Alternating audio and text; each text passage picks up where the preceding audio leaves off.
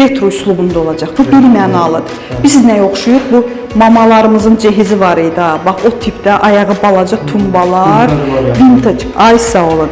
Divarlar biraz renkli olacaq, amma burada bir nüansımız var. Keçən dəfə İlyas bəylə danışdıq. Hər bir otaq üçün bir dənə milli ornament verəcəyik. Məsələn, orada şəkinin bir elementindən istifadə olacaq. Burada Qarabağ xalçasının güzgünün kənarına işlənmiş bir variant olacaq. Taq ki, olacaq biri şəki otağı, biri olacaq Qarabağ otağı. Bu tipli bir şey.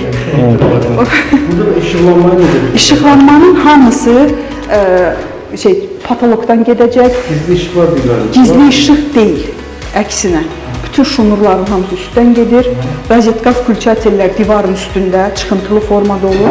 Yadınıza düşmür, 70-ci, 80-ci illərdə rozetkalar necə idi? Divarın üstündə.